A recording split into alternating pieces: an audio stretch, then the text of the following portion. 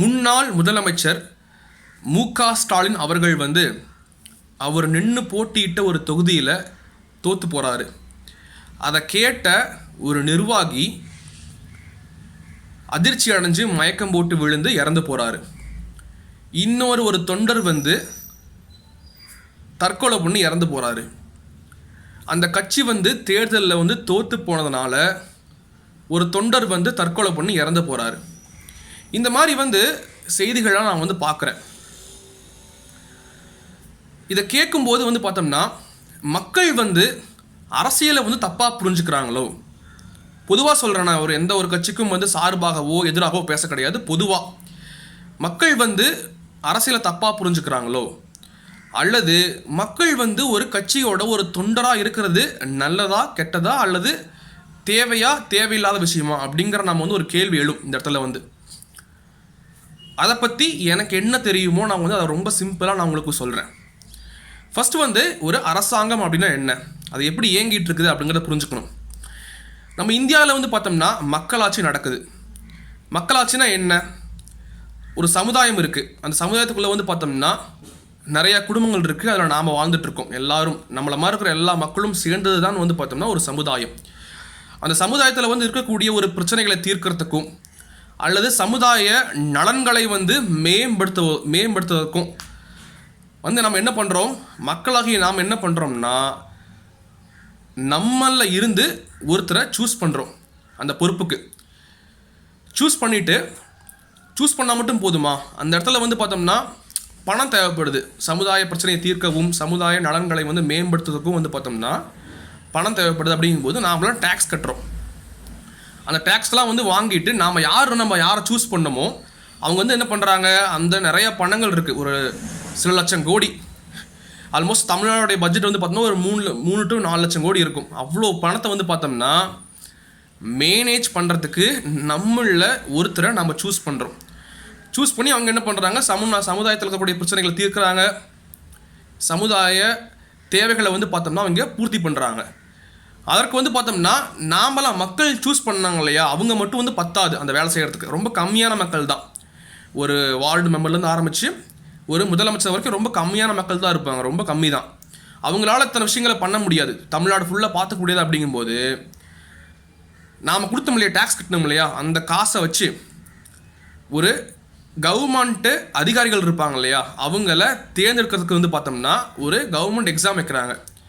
ஒரு UPSC, TNPSC, SSC, அப்புறம் police எக்ஸாமாக இருக்கட்டும், இந்த மாதிரி எக்ஸாம்லாம் வச்சு அதற்கான ஒரு கவர்மெண்ட்டில் பார்த்தோம்னா வேலை செய்கிறதுக்கு ஒரு அதிகாரிகளை சூஸ் பண்ணுறாங்க. ஸோ அவங்க யார்? அவங்களாம் பார்த்தோம்னா ஒரு பியோன்லேருந்து ஆரம்பித்து, ஒரு கவர்மெண்ட் ஆஃபீஸில் இருக்கக்கூடிய ஒரு பியோன்லேருந்து ஆரம்பித்து ஒரு தலைமைச் செயலகம் இருக்கும் இல்லையா, தலைமைச் செயலகத்தில் இருக்கக்கூடிய ஒரு சீஃப் செக்ரட்டரி வரைக்கும் எல்லாருமே கவர்மெண்ட் அதிகாரிகள் தான். இவங்களோட வேலை என்னன்னு சொல்லும்போது, நாம் சூஸ் பண்ணோம் இல்லையா, வார்டு மெம்பர்லேருந்து ஆரம்பித்து ஒரு முதலமைச்சர் வரைக்கும் அவங்க என்ன முடிவெடுக்கிறாங்களோ அதை மக்கள் நடுவில், அதாவது சமுதாயத்துக்குள்ளே பார்த்தோம்னா செயல்படுத்துறது தான் பார்த்தோம்னா இந்த ஒரு பியோன்லேருந்து சீஃப் செக்ரட்டரி வரைக்கும் எல்லா கவர்மெண்ட் அதிகாரிகளுடைய ஒரு வேலை. இதுதான் கவர்மெண்ட்டு. இந்த இடத்துல நாம் புரிஞ்சுக்க வேண்டியது என்னென்னா, மக்கள் நாம் இருக்கும் இல்லையா, பொதுமக்களாகிய நாம் தான் பார்த்தோம்னா முதலாளிகள். நமக்கு வேலை செய்பவர்கள், நமக்கு என்ன தேவையோ அதை செஞ்சு கொடுக்குறவங்க தான் பார்த்தோம்னா இந்த வார்டு மெம்பர்லேருந்து ஆரம்பித்து முதலமைச்சர் வரைக்கும், பியூன்லேருந்து ஆரம்பித்து சீஃப் செக்ரட்டரி வரைக்கும் இங்கே எல்லாருமே. ஏன்னா நாம் டேக்ஸ் கட்டுறோம் இல்லையா, அதுதான் பார்த்தோம்னா அவங்களுக்கு ஒரு சம்பளமாக போகுது. நாம் தான் அவங்கள சூஸ் பண்ணுறோம். ஃபஸ்ட் நாம் அதை நல்லா புரிஞ்சுக்கணும். நீங்கள் பார்த்தோம்னா ஒரு முதலாளியாக இருக்கிறீங்க அப்படிங்கும்போது, ஒரு கம்பெனியில் ஒரு முதலாளியாக இருக்கிற அப்படிங்கும்போது உங்களுக்கு கீழே வேலை பார்க்குறாங்க இல்லையா, அவங்கள பார்த்தோம்னா நீங்கள் கண்காணிக்கணும். கண்டிப்பாக கண்காணிப்பீங்க. அவங்க நல்லது செஞ்சாலுமே பார்த்தோம்னா நீங்கள் அவங்கள பாராட்டுவீங்க. அவங்க தவறு செய்கிறாங்க அப்படிங்கும்போது நீங்கள் என்ன பண்ணுவீங்க, சுட்டி காட்டுவீங்க, இதை பண்ணாதீங்க அப்படின்னு சொல்லுவீங்க. அவங்க திரும்ப அதை பண்ணுறாங்க அப்படிங்கும்போது நீங்கள் என்ன பண்ணுவீங்க, அவங்களுடைய இடத்துக்கு வேறு ஒரு நல்ல ஒரு வேலையாளை நீங்கள் தேர்ந்தெடுப்பீங்க. நீங்கள் அந்த இடத்துல என்ன பண்ண மாட்டீங்க, இந்த முன்னாடி இருந்த எம்ப்ளாயி இருந்தாங்க இல்லையா, அவங்க வந்து முன்னாடி நல்லா வேலை பார்த்துருக்கலாம், ஆனால் இன்றைக்கி அவங்க எப்படி இருக்கிறாங்க அப்படிங்கிறத நீங்கள் பார்ப்பீங்க. முன்னாடி நீங்கள் வேலை நல்லா பார்த்தீங்க அப்படிங்கிறதுக்காக வந்து பார்த்தோம்னா இன்றைக்கி நீங்கள் வந்து அவங்கள ஒரு தவறு செய்ய விட மாட்டீங்க. அப்படி தவறு செஞ்சு விட்டீங்கன்னு வச்சுக்கோங்களேன், பரிதாபம் பார்த்து அவங்களால வந்து பார்த்தோம்னா அந்த கம்பெனி வந்து பாதிப்படையும். அப்போ நீங்கள் என்ன பண்ணுவீங்க? அப்படிலாம் பார்க்க மாட்டீங்க. நீங்கள் முன்னாடி நீங்கள் நல்லா வேலை செஞ்சால் என்ன பரவாயில்ல, இப்போ நீங்கள் வந்து கரெக்டாக இல்லை அப்படிங்கும்போது உங்களோட இடத்துக்கு நான் வந்து இன்னொருத்தர் சூஸ் பண்ணுறேன், அதுதான் வந்து பார்த்தோம்னா இந்த ஒரு கம்பெனிக்கு நல்லது அப்படின்னு நீங்கள் நினைப்பீங்க இல்லையா? அதே மாதிரி தான் வந்து பார்த்தோம்னா நீங்கள் இந்த ஒரு அரசியல்லையும் நீங்கள் இருக்கணும். மக்கள் வந்து பார்த்தோம்னா இந்த இடத்துல வந்து இரண்டு தப்பு பண்ணுறாங்க அப்படின்னு நான் நினைக்கிறேன். ஃபஸ்ட்டு விஷயம் என்னென்னா வந்து பார்த்தோம்னா விசுவாசமாக இருக்கிறது. அதாவது நீங்கள் வந்து எந்த ஒரு கட்சியிலையுமே வந்து நீங்கள் சாராத ஒரு ஆள்னு வச்சுக்கோங்களேன். நீங்கள் வந்து உங்களுடைய வாழ்க்கையை பார்த்துட்ருக்குறீங்க, எந்த ஒரு கட்சியிலையும் சாராமல் நீங்கள் இருப்பீங்க, ஓட்டு மட்டும் போடுவீங்க. அப்படிங்கிற ஒரு சாதாரண ஒரு மனுஷனாக அங்கே இருக்கும்போது நீங்கள் வந்து ஒரு கட்சிக்கு வந்து விசுவாசமாக நீங்கள் இருக்கக்கூடாது. ஏன் விசுவாசமாக இருக்கிறீங்க? அந்த இடத்துல வந்து ஒரு கட்சி தலைவரோ ஒரு முதலமைச்சரோ ஒரு எம்எல்ஏவோ ஒரு வார்டு மெம்பரோ யாரோ ஒருத்தர் வந்து பார்த்தோம்னா மக்களுக்கான ஒரு திட்டங்கள் செய்கிறாங்க அப்படிங்கும்போது அந்த திட்டங்கள் வந்து பார்த்தோம்னா உங்களுக்கு ரொம்ப பிடிச்சி போயிருக்கும். பிடிச்சி போகிறதுனால வந்து பார்த்தோம்னா நீங்கள் நிறைய பயனடைஞ்சிருப்பீங்க. அதனால் வந்து அவங்க மேலே வந்து ஒரு நல்ல ஒரு எண்ணம் வந்திருக்கலாம் அந்த ஒரு அரசியல்வாதிக்கு மேலே. அதனால் எப்பயுமே நான் வந்து இவங்களுக்கு மட்டும்தான் ஓட்டு போடுவேன் அப்படிங்கிற மாதிரி ஒரு மைண்ட் செட்லேயே இருக்கிறது, ஒரு விசுவாசமாகவே இருக்கிறது. அப்படி நீங்கள் இருக்கவே கூடாது. ஏன்னா நீங்கள் தான் முதலாளி. நான் முன்னாடி சொன்ன மாதிரி நீங்கள் தான் முதலாளி. நீங்கள் வந்து உங்களுடைய பணத்தை கொடுக்குறீங்க, அதை மேனேஜ் பண்ணுறதுக்கு ஒருத்தர் சூஸ் பண்ணுறீங்க. உங்களுக்கு தேவையான விஷயங்களை அவங்க பண்ணுவாங்க. அதுக்கு அவங்களுக்கு சம்பளமும் வந்து பார்த்தோம்னா நீங்கள் கொடுக்குற டேக்ஸ்லேருந்து அவங்களுக்கு போயிடும். அதனால் நீங்கள் விசுவாசமாலாம் அவங்களுக்கு இருக்க தேவையே கிடையாது. எப்போ வந்து அவங்க வந்து தவறாக இருக்கிறாங்க அப்படின்னு தோணுதோ, அல்லது இன்னும் அவங்க நல்லா வந்து பெட்டராக பர்ஃபார்ம் பண்ணணும் அப்படிங்கிற மாதிரி உங்களுக்கு தோணுதோ, அதே நேரம் இன்னொருத்தர் வந்து பார்த்தோம்னா இப்போ இருக்கிற ஒரு அரசியல்வாதியை விட நீங்கள் வந்து சப்போர்ட் பண்ணுறீங்க இல்லையா, அவங்கள விட வந்து ஒரு பெட்டராக ஒருத்தர் வந்துட்டாங்க அப்படின்னு உங்களுக்கு தோணுதோ, அப்போ ஆட்டோமேட்டிக்காக நீங்கள் வந்து எந்த ஒரு குற்ற உணர்வும் இல்லாமல் நீங்கள் வந்து மாற்றி நீங்கள் ஓட்டு போட்டு இன்னொருத்தரை சூஸ் பண்ணணும். அவ்வளோதான். அப்படி இருந்தால் மட்டும்தான் நீங்கள் வந்து பார்த்தோம்னா சமுதாய நலனை வந்து ஆதரிக்கிற ஒரு ஆளாக நீங்கள் இருக்கிறீங்க அப்படின்னு அர்த்தம். ஒரு நல்ல ஒரு குடிமகனாக நீங்கள் இருக்கிறீங்கன்னு அர்த்தம். விசுவாசமாக இருக்கவே கூடாது. அது வந்து அரசியலில் வந்து அந்த ஒரு விஷயம் வந்து தேவையே கிடையாது. நீங்கள் எப்படி ஒரு கம்பெனி நீங்கள் வச்சுருந்தீங்கன்னா எப்படி இருக்கணுமோ அதே மாதிரி நீங்கள் இருங்க, அவ்வளோதான். விசுவாசமாக இருக்க தேவை கிடையாது. ஏன்னா நீங்கள் வந்து நல்லது செய்கிறாங்கன்னா அதுக்கு வந்து நம்ம வந்து அவங்களுக்கு பாராட்டு கொடுக்குறோம், சம்பளமும் கொடுத்துறோம் நம்மளுடைய காசுலேருந்து. ஒரு முதலமைச்சருக்கு என்னென்ன விஷயங்கள் வந்து கிடைக்குதுன்னு நீங்கள் பார்க்குறீங்க, எல்லாமே நம்மளுடைய காசுல இருந்தால் போகுது. அப்படிங்கும்போது அவங்களுக்கு பாராட்டும் அந்த ஒரு சலுகையும் அந்த ஒரு சம்பளமும் கொடுத்தா போதும். நீங்கள் எப்பயுமே ஓட்டு போட்டுருக்க வேண்டிய அவசியமே கிடையாது, விசுவாசமாக இருக்க வேண்டிய அவசியம் கிடையாது. நீங்கள் தனிப்பட்ட முறையில் உங்களுக்கு வந்து என்ன அரசியல்வாதிகள் பண்ணுறாங்க அப்படிங்கிறத யோசிக்காதீங்க. சமுதாயத்துக்கு அவங்க என்ன பண்ணுறாங்க, அதில் வந்து அவங்க வந்து நல்லா பண்ணுறாங்களா, இல்லை இன்னும் கொஞ்சம் பெட்டராக பண்ணலாமா, அல்லது அவங்கள விட நல்ல ஒருத்தர் வந்திருக்கிறாங்களா அப்படிங்கிறத மட்டும் நீங்கள் எப்பயுமே பார்க்கணும். அது தான் நல்லது. தனிப்பட்ட முறையில் என்ன பண்ணுறாங்கிறத எப்பயுமே யோசிக்காதீங்க. அந்த மாதிரி ஒரு விஷயம் வந்து அரசியலில் பண்ணவே கூடாது, விசுவாசம் இருக்கவே கூடாது. ரெண்டாவது என்ன வந்து பார்த்தோம்னா, நீங்கள் வந்து ஒரு தொண்டராக இருக்கிறீங்க ஒரு கட்சிக்கு.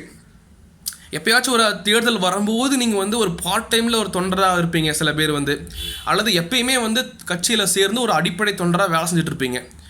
அப்படி ஒரு மனிதனாக நீங்கள் இருக்கும் பொழுது இந்த இடத்துல நல்லா நீங்கள் யோசிச்சுக்கணும். நீங்கள் தொண்டராக வந்து இல்லைன்னா கூட, நீங்கள் எந்த ஒரு கட்சியிலுமே சேரவில்லை அப்படி என்றால் கூட, நீங்கள் சாதாரண ஒரு ஓட்டு மட்டும் தான் நீங்கள் போடுவீங்க அரசியலில், மற்றபடி நீங்கள் எதுவுமே பண்ண மாட்டீங்க. அப்படிங்கும்போது அப்படி இருந்தாலுமே வந்து ஒரு அரசாங்கம் வந்து செய்யக்கூடிய அனைத்து நல்ல திட்டங்களும் வந்து பார்த்தோம்னா உங்களுக்கு கிடைக்கிறதுக்கு உங்களுக்கு உரிமை இருக்குது.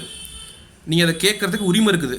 அது கிடைக்கலைன்னா வந்து பார்த்தோம்னா நீங்கள் வந்து அந்த சம்மந்தப்பட்ட அரசியல்வாதிகிட்ட மனு கொடுக்கலாம், அல்லது கோர்ட்டில் கேஸ் போட்டு நீங்கள் வந்து பார்த்தோம்னா உங்களுடைய உரிமையை வந்து நிலைநாட்டுறதுக்கு உங்களுக்கு உரிமை இருக்குது. நீங்கள் எல்லாமே அனுபவிக்கலாம். அரசாங்கத்தில் வரக்கூடிய எல்லா திட்டங்களையுமே நீங்கள் அனுபவிக்கலாம், நீங்கள் தொண்டராக இல்லைன்னா கூட. அப்படின்னா வந்து தொண்டராக இருக்கிறது நம்ம என்ன நமக்கு வந்து பயன் கிடைக்குது யோசிச்சு பாருங்கள், நல்லா யோசிச்சு பாருங்கள்.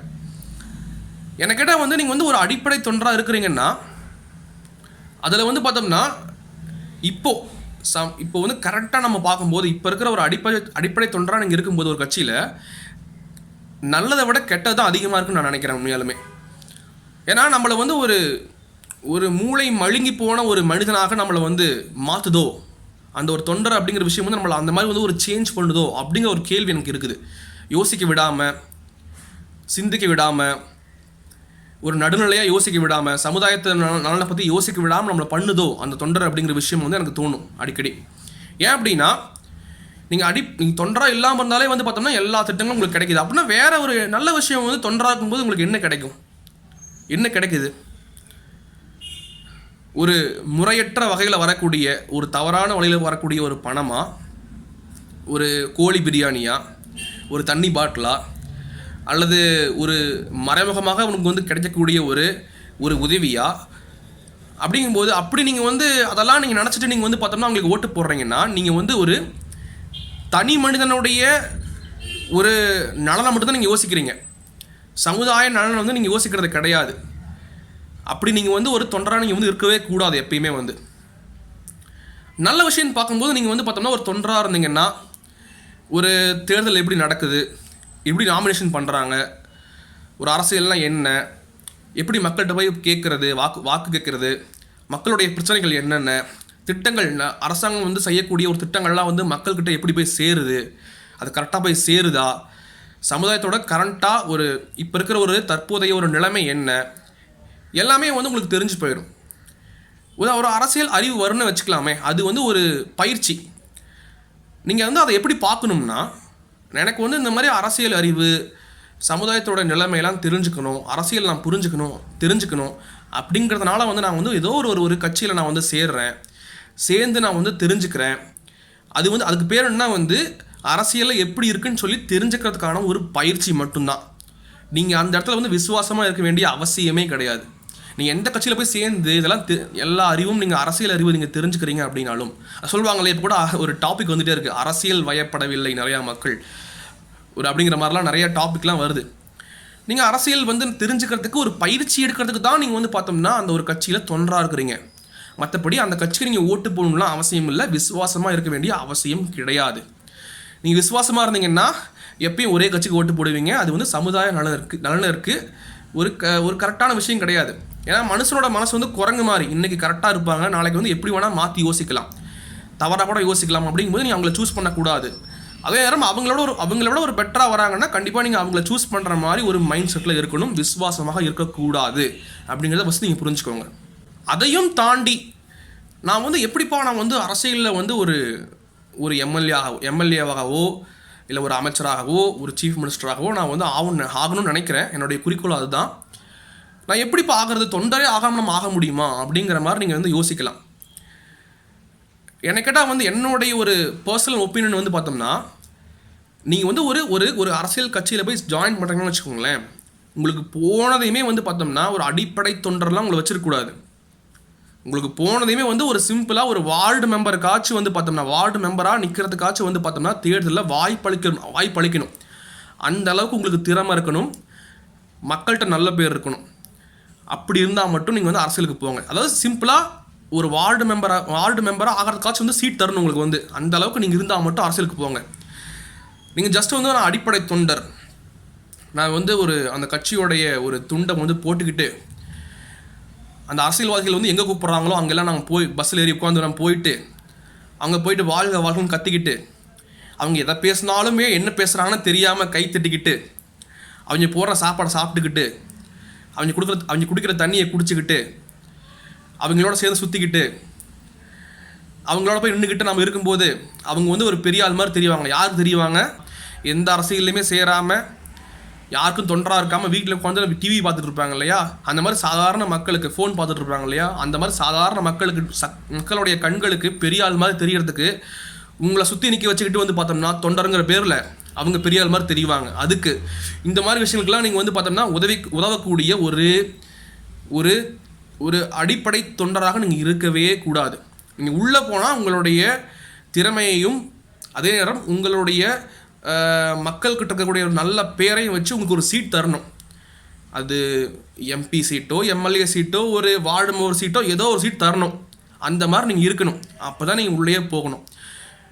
இல்லை என்றால் நீங்கள் வந்து வாழ்க்கையில் வந்து ஏதாவது உங்களுக்கு பிடிச்ச ஒரு ஃபீல்டில் வந்து ஏதோ ஒரு பிஸ்னஸ்லையோ ஏதாவது நீங்கள் வேலை செஞ்சுட்டு இருப்பீங்க. எங்கேயாச்சும் உங்களுக்கு பிடிச்ச ஒரு ஃபீல்டு இருக்கும். அந்த ஃபீல்டை சூஸ் பண்ணி நல்லா உழைச்சி நல்ல இடத்துக்கு போங்க. மக்களுக்கு உங்களால் முடிஞ்ச நல்ல விஷயங்களை பண்ணுங்கள். மக்கள்கிட்ட நல்ல பேர் வாங்க, ஒரு பண்புள்ள ஒரு மனுஷன் பாருங்க அப்படிங்கிற ஒரு பேர் வாங்கிட்டு ஆட்டோமேட்டிக்காக நீங்கள் என்ன பண்ணுறீங்க, போயிட்டு ஒரு கட்சியில் சேருங்க. உங்களுக்கு சீட் கொடுத்தா மட்டும் அங்கே இருங்க, இல்லை இருக்காதீங்க. ஒரு அடிப்படை தொண்டராக வந்து இருக்க வேண்டிய அவசியமே கிடையாது. அந்த ஒரு கான்செப்டே வந்து தப்புன்னு நினைக்கிறேன் நான் வந்து உண்மையாலும். ஒன்றா நம்ம வந்து ஒரு மக்களால் தேர்ந்தெடுக்கப்பட்ட ஒரு ஒரு வார்டு மெம்பராகவாச்சும் நம்ம இருக்கணும், அல்லது தேர்தலில் போட்டியிட்டு தோத்தவனாகவாச்சும் நம்ம இருக்கணும். இந்த 2 தான்.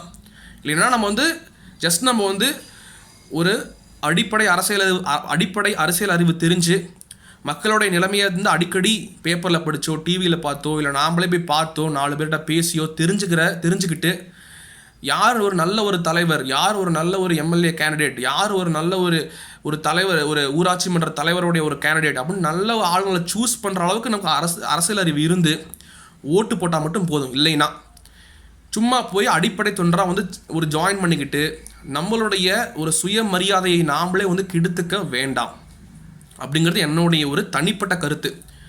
ஓவராக வந்து நாம் வந்து ஒரு கட்சியோட ஒரு எமோஷனலாக அட்டாச்மெண்ட் ஆகிட்டு அவங்க வந்து ஜெயிக்கும்பொழுது நம்ம வந்து ரொம்ப வந்து பயங்கரமாக நம்ம வந்து ஜெயிச்சிட்டோம்டா அப்படிங்கிற மாதிரி நினச்சிட்டு தோத்த கட்சிகளை பார்த்துட்டு நம்ம வந்து ஏளனமாக பார்க்குறது, அல்லது வந்து நம்ம வந்து எந்த ஒரு கட்சியில் எமோஷனலாக ரொம்ப அட்டாச்மெண்ட்டாக இருக்கிறோமோ அவங்க தோற்று போகும்போது ரொம்ப வந்து அதிர்ச்சியாகிக்கிட்டு விரக்தியில் இருந்துக்கிட்டு, அல்லது நாங்கள் தோத்தாலும் நாங்கள் பெரிய ஆள் தாண்டா அப்படின்னு சொல்லிக்கிட்டு, அல்லது ஜெயிச்ச கட்சியை பார்த்து நீங்கள் வந்து இப்படி பண்ணி தான் ஜெயிச்சிங்க அப்படின்னு சொல்லிக்கிட்டு மக்கள் நாம் வந்து பார்த்தோம்னா பிளவுபட்டு இருக்கக்கூடாது. சரிங்களா? அது வந்து நம்மளுடைய அப்பா தாத்தாவோட ஜென்ரேஷனோட போகட்டும். இந்த ஒரு படித்த ஒரு யங்ஸ்டராக இருக்கக்கூடிய நாம் வந்து இப்படி இருக்கவே கூடாது. நடுநிலையாக இருக்கணும், சென்டராக இருக்கணும். எப்போ வேணால் இப்படியும் போய்க்கணும் அப்படிங்கிற மாதிரி ஒரு மனுஷனாக நீங்கள் இருங்க. சமூக நலன்களை வந்து பார்த்தோம்னா நம்ம வந்து முன்னுரிமையாக வைக்கணும். யார் பெட்டராக இருக்கிறாங்களோ அவங்களுக்கு நீங்கள் ஓட்டு போடுங்க எப்பயுமே அந்த டைமில். அதே நேரம் நீங்கள் ஓட்டு போட்டவங்களும் வந்து பார்த்தோம்னா தப்பாக இருந்தால் அவங்களை சுட்டி காட்டுங்க. நல்ல ஒரு சமுதாயத்தை வந்து தெரிஞ்சுக்கோங்க, ஒரு அடிப்படை அறிவுகளை தெரிஞ்சுக்கோங்க. எப்படி சமுதாயம் இருக்குது, என்னென்ன திட்டங்கள்லாம் வருது, எப்படி வந்து கரெக்டான ஒரு நிலைமை இருக்குது அப்படிங்கிறது எல்லாமே நீங்கள் தெரிஞ்சுக்கிட்டு கரெக்டான ஒரு ஆளை வந்து சூஸ் பண்ணுங்கள். அதில் வந்து விசுவாசத்துக்கு வந்து இடமே தேவையில்லை. அதுதான் என்னுடைய கருத்து. இறந்து போகிற அளவுக்குலாமாப்பா நம்ம வந்து விசுவாசமாக இருக்கணும்.